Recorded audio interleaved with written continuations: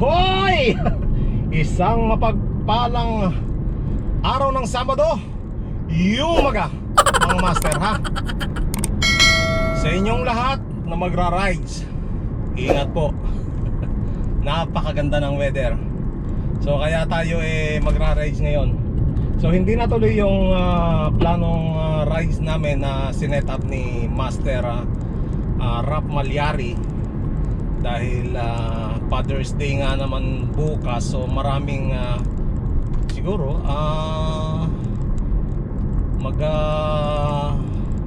magka-camp na ngayon or kagabi pa ng Saturday, or yung iba talagang may lakad. So kaya maraming umatras. So okay na rin dahil medyo malayo yung rides na yon. Medyo alanganin pa akong gumano ng lumayo ng husto. So mga master, samahan nyo ako. Let's go. Pero pa bago yun, tingnan nyo yung weather, napakaganda. Diba? Walang masyadong sasakyan dahil maaga pa, alas 8 pa lang mga master. Yan. Okay po, samahan nyo ako. Dito ako mag-umpisa sa Woodbine Beach. Let's go!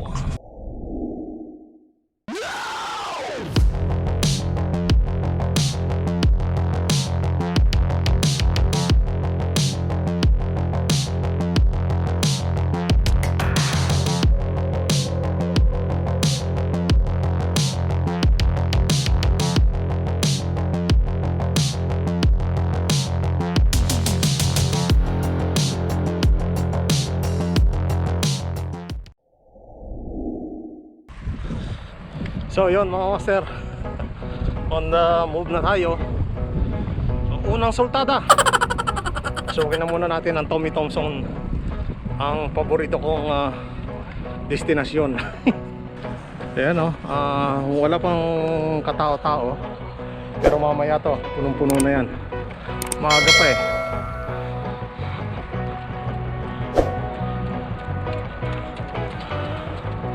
lalo yan, yung volleyball court na yan. Mapupuno yan mamaya. Hindi ko lang kung magkano ang rent dyan sa na yan. May bayad kasi yan.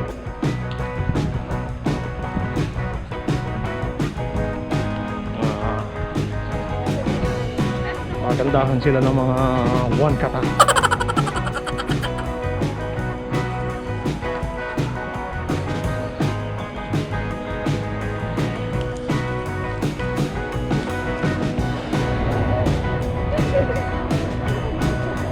So dito na tayo sa Leslie. Papasok ng Tommy Thompson, Leslie Road. Dapat road bike ang gagamitin ko, kaso nag-aalangan ako na isakay sa sasakyan na tatanggalin ko pa yung gulong, kasi baka mangyari na naman yung nawala yung yung spacer niya doon sa pinaka hub. Kaya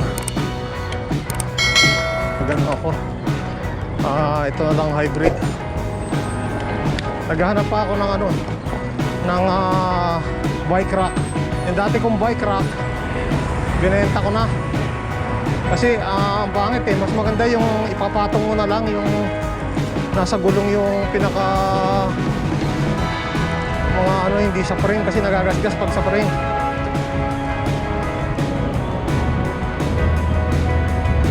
Tapos isa pa itong heart rate monitor, yung strap. Binabad ko na kahapon para matanggal yung sinasabi nilang asin-asin na pawis na natuyo doon sa sensor niya, sa may strap. So kunin muna natin, obserbahan natin kung magpapawala-wala pa rin.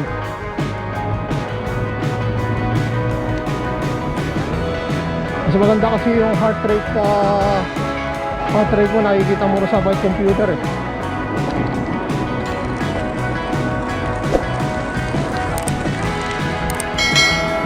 So mamaya ulit mga master.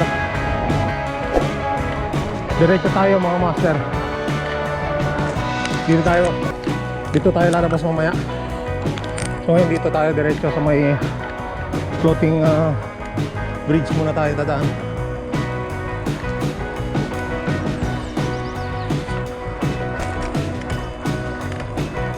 Hindi muna ako dadaan sa off-road.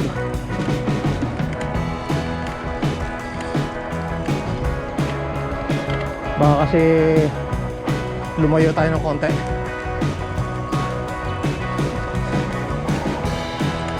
I-try natin na kahit mga 50 km man lang tayo.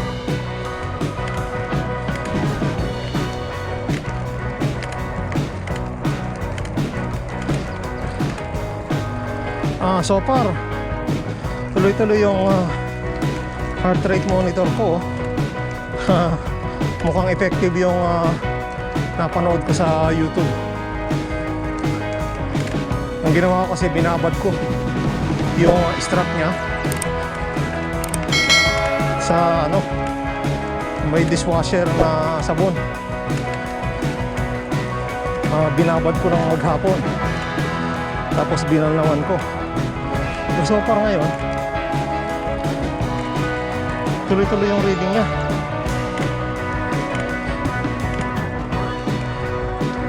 Malalaman mamaya kasi dapat to pagkatapos ng rides at i-off mo na tong computer mo. So ilalabas niya kung ilang oras ka dapat mag-rest, yung recovery.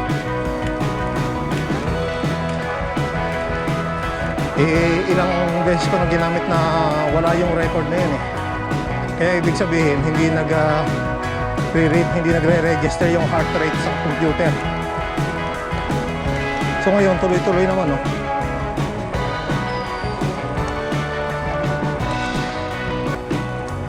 Yeah. May discrepancy ng konti kasi yung dito sa sa smartwatch Garmin din may discrepancy ng konti. Siguro mga 5. Dito sa smartwatch ko 128. So dito 121 Pero minsan mas mababa yung sa smartwatch, mas mataas yung dito sa may computer, by computer.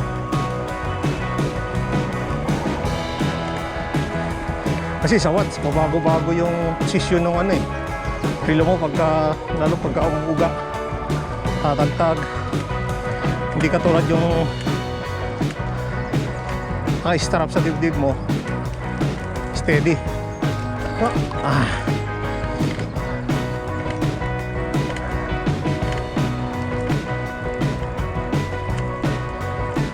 So dito tayo tatawid mga masters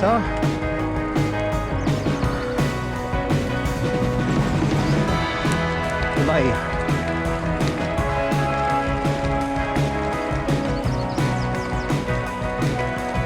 Morning.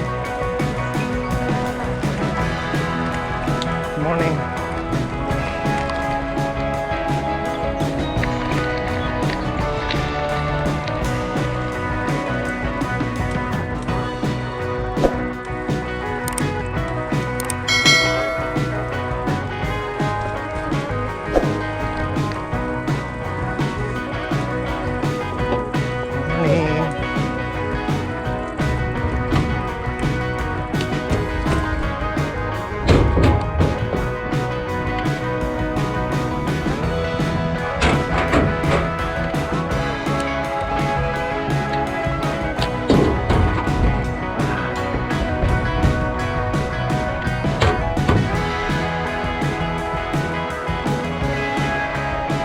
Dito tayo sa dulo mga master.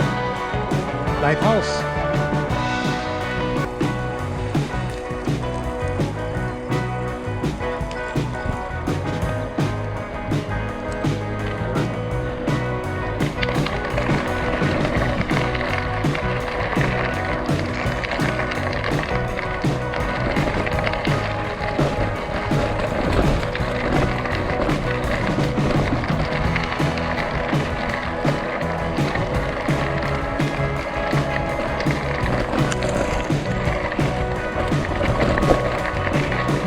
tubig ah.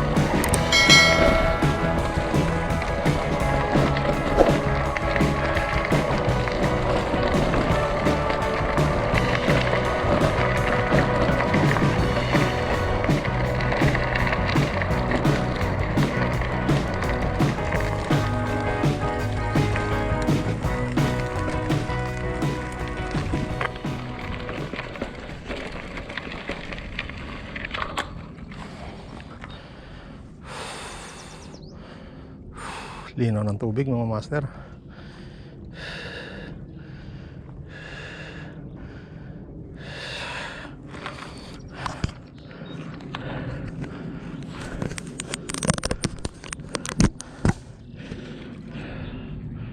Linaw oh.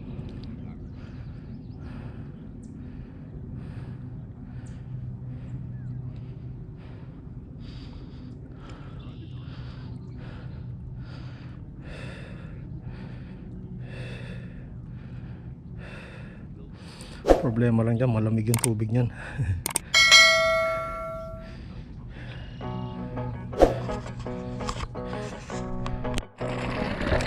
So tara na mga master.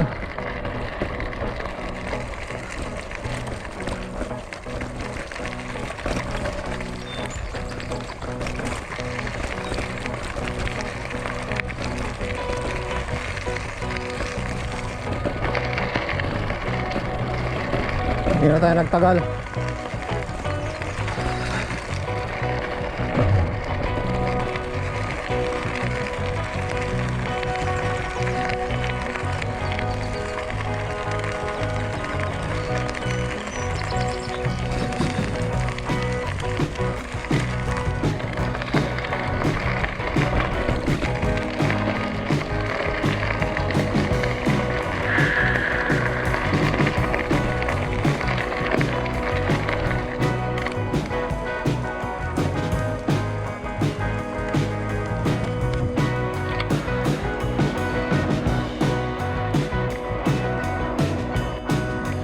Yan, dito tayo dumaan master kanina. Pupunta rito. Ngayon dito na tayo, palabas. Kumbaga may loop ng konti.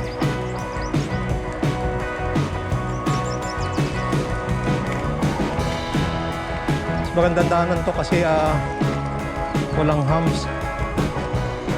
Hindi katulad dito, puro humps. Morning.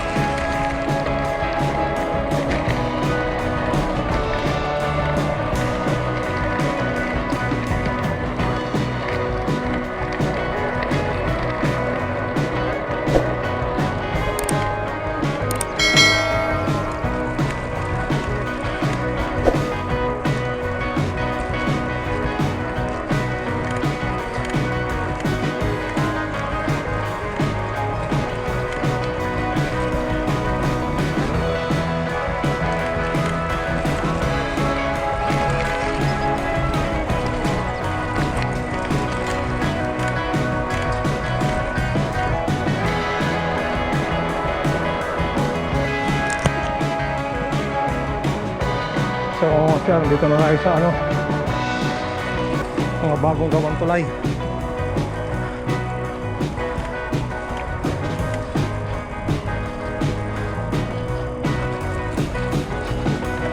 Ayun nga, at nawawala na naman yung reading ng heart rate ko dito sa bike computer. Kulang yata sa babat to. Ganda na yung simula kanina eh.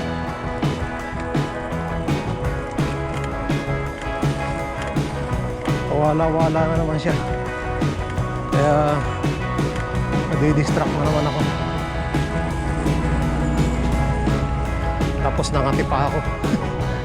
Oo, kung ano yung Makati sa Tommy Thompson.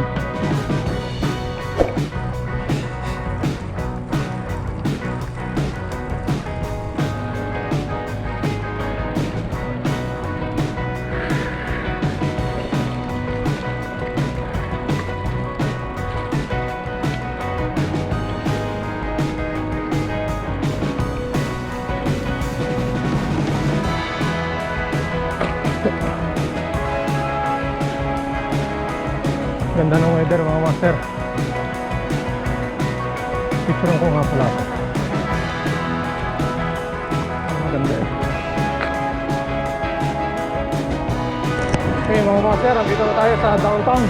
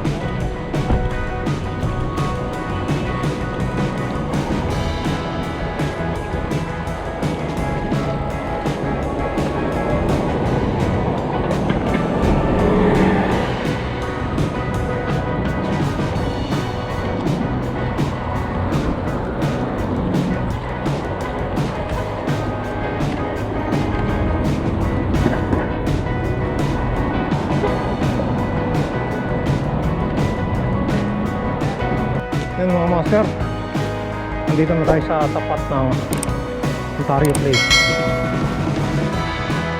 So pansamantala hindi muna natin mapapasok ang Ontario Place dahil under construction siya.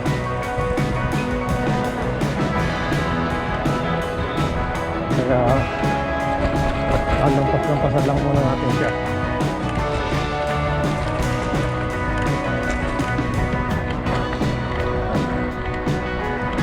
Hindi ko alam kung kailan matatapos yung construction na yan.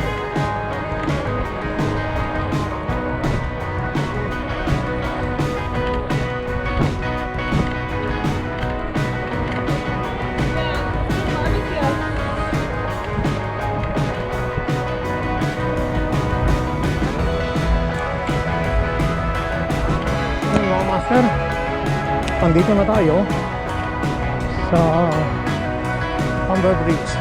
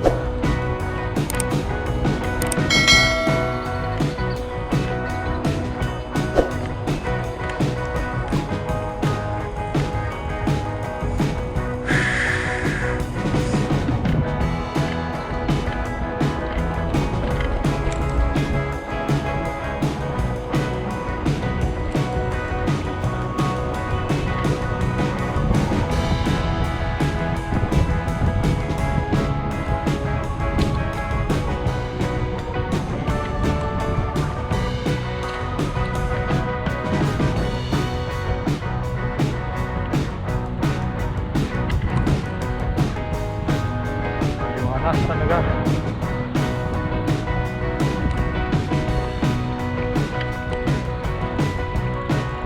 Ang weather. Doon tayo magpahinga sa baba.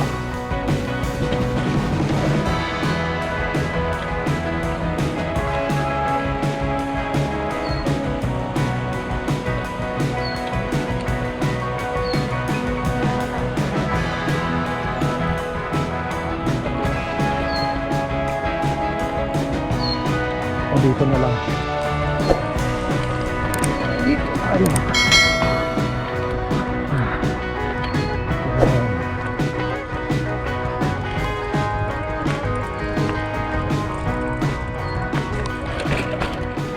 Ayan.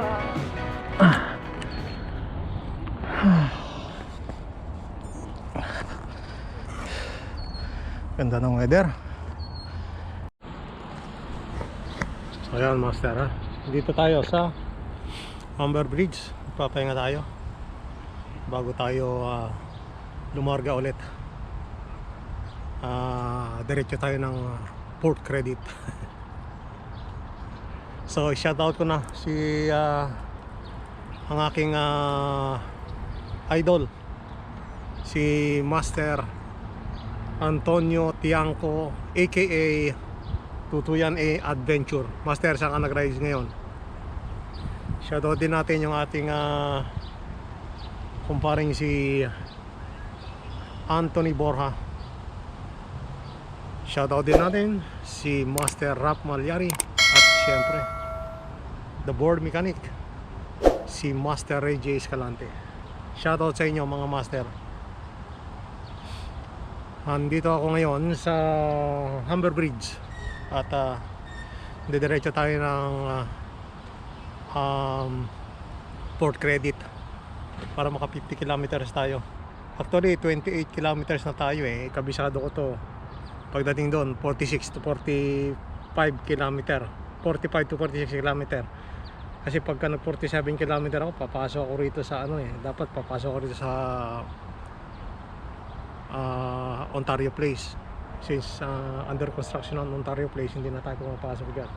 Hindi na tayo papasok. Kaya less kilometer na yun. So dito tayo sa Port Credit tayo mga master, ha? Let's go. So oras natin mga master, 10:30 ng umaga.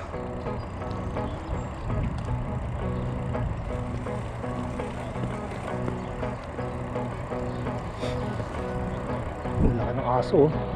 Grabe.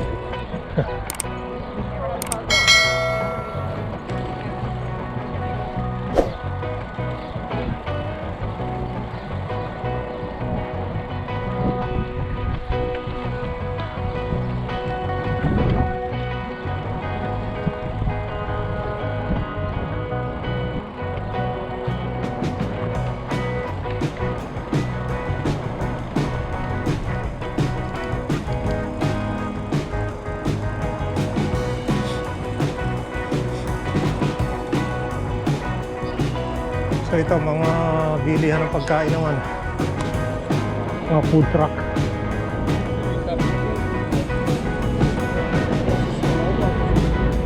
Coffee, pizza. Bili tayo dyan mamaya ng pagkain pagbalik para makain lang tayo ng ating gamot. Oh, meron pa ritong yoga. Dami. Dami nag-yoga. Dito na tayo sa mga master. Hindi ko alam kung anong park ko. Basta malayo na tayo. Nakaka 34 kilometer na. Hindi ko alam kung anong park ko. Hindi ko na matatandaan yung mga park. Ayun pala. Ay hindi.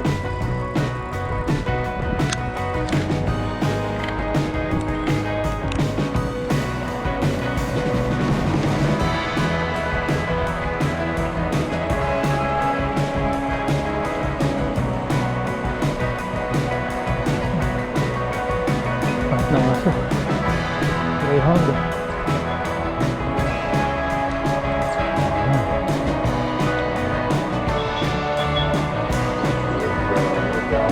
Dalawa mga master, dalawahan dual engine mga master. Oh, bilis oh.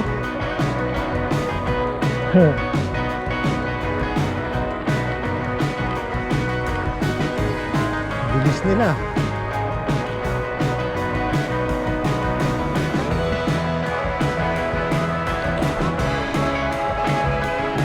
Diretso ko dali.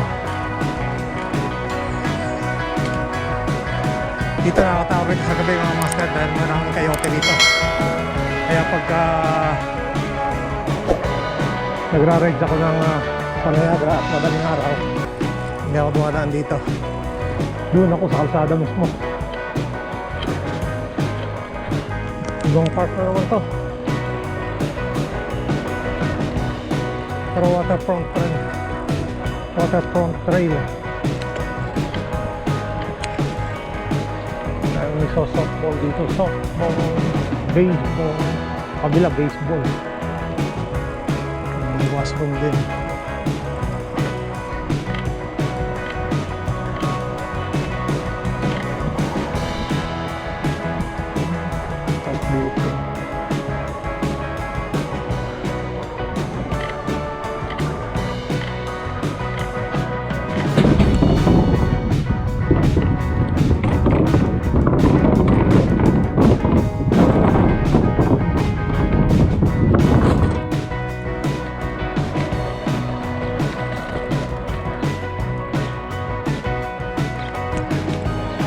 Yun mga master, dito na tayo sa St. Lawrence Park. Paano to? Fort Credit, Mississauga. So, kung kadyat na lang, nandun na tayo sa ating tambayan.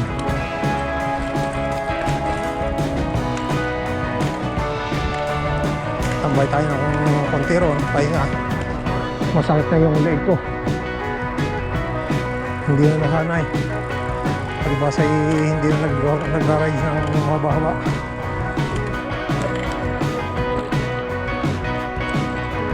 So, nandito na tayo sa Fort Credit mga master.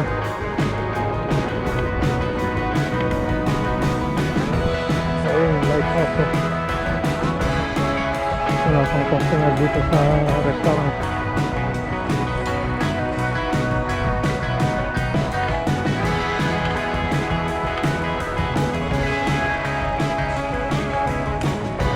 Punta tayo dun sa dulo. Doon tayo mag-recover bago bumanat pabalik.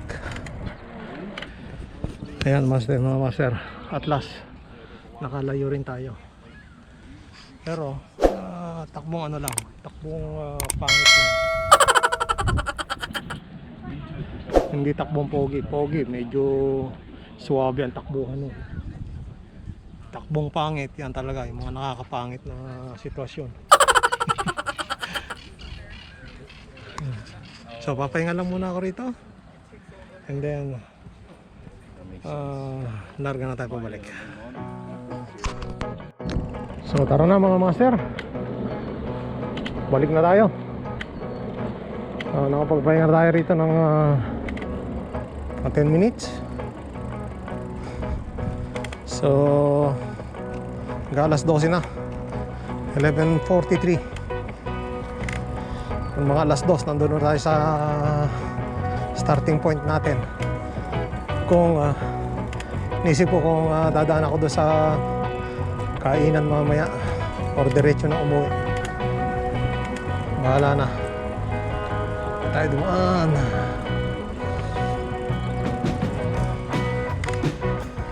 Okay, dito na ulit tayo sa mga master.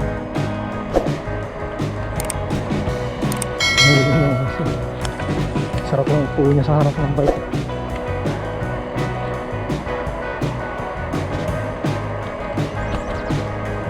Medyo tumagal ako doon sa nanood ako ng baseball. Akala ko may makaka-score. Ang ganda na sana, full base na. Kaya lang strike 3, hindi nakapalo. Ayos sana yung full base tapos home run. Wow!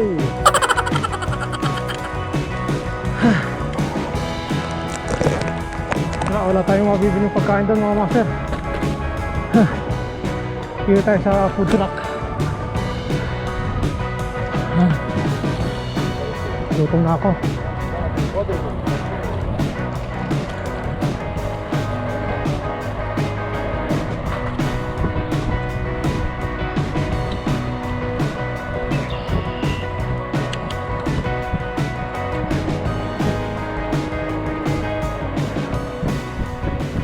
master, dito tayo bibili ng pagkain natin.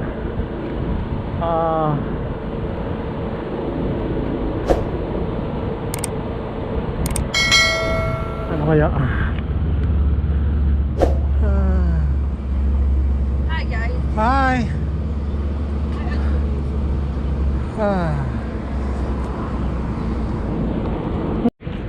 Okay, nakabili na ako mga master ng ano, shawarma.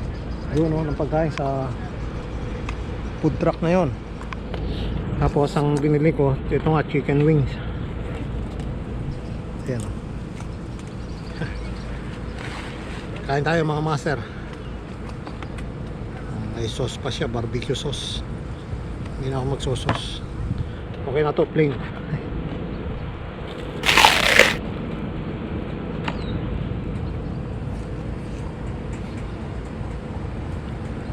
Init-init pa. Kain tayo mga master. Ganda ng weather. Yung plano kong 50 km, wala na, lumampas na. 61 km na tayo. Walang jowa lang hair. Alauna na oh. Kain muna ako mga master. Ano mga master, nakakain na ako at nakainom na tayo ng ating dapat inumin. So uwi na tayo, hindi na ako nagtagal, hindi na ako nagpahinga. Yun ang pinakapahinga ko habang kumakain. At alauna 25 na.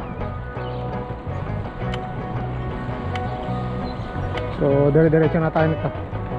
Hindi na tayo magpapahinga ng kung saan man. So dito na tayo sa Humber Bridge. Hindi tayo hinto dyan, diretso na tayo. Maraming tao, nagja-jogging, naglalakad, bisikleta.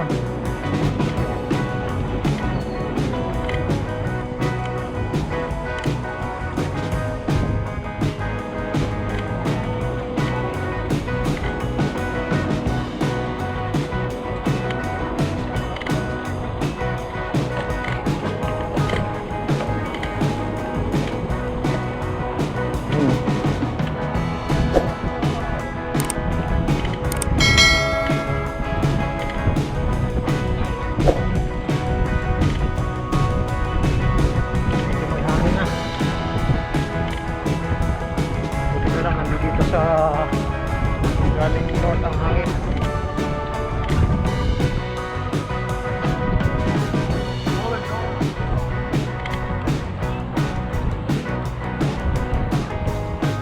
Dito tayo sa may lakeside mga master. Lakeside trail.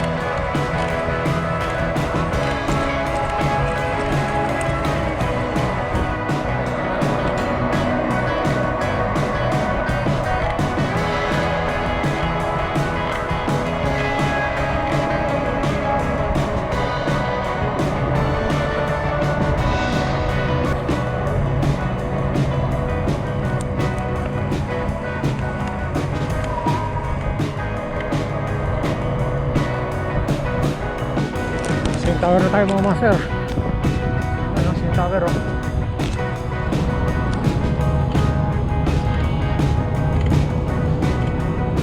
Menos 5 para alas 2.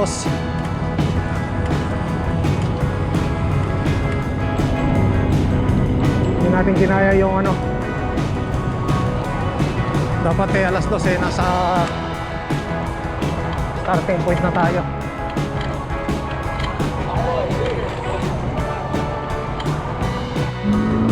Okay, nandito na tayo mga master sa Woodbine Beach.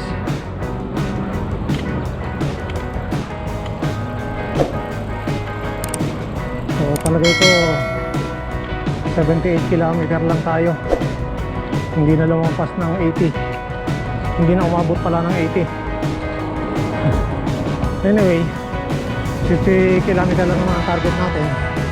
Hindi lumampas pa nga, oh. Nagiging 78. Which is not really bad.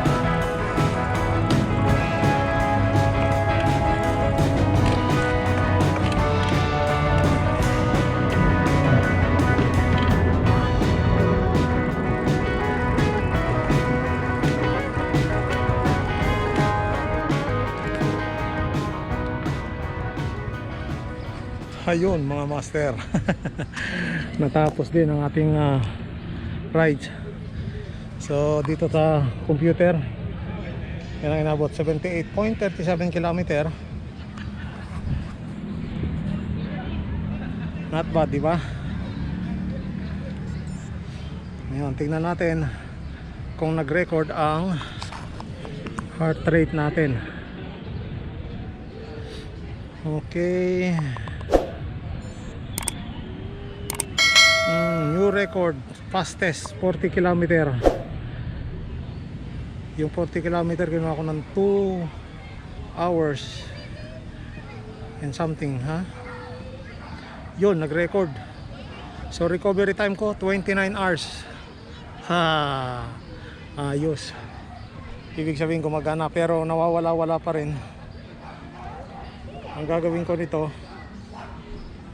itatapon ko sa washing machine para talagang mawala yung, kasi yung sa loob ng sensor niya mga master, yun ang nagkakaroon ng ano yung natuyong pawis, nag-aasin. So yun ang nagiging dahilan bakit nawawala yung sensor.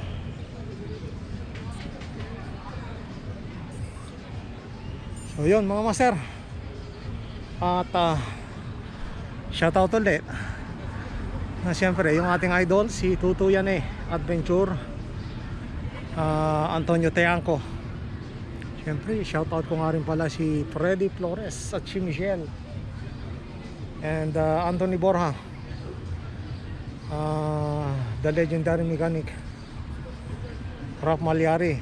Yan yung mamaw sinasabi na kukuha lang daw sa edit. And then syempre si Papi Reggie Escalante aka board mechanic.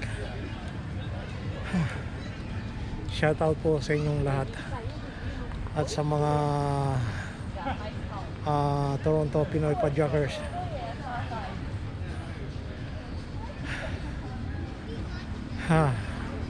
Okay po, hanggang dito na lang mga master. Tara, ako'y patampata na sa pagod Okay, ingat po lahat at mabuhay kayo hanggang gusto nyo. Peace!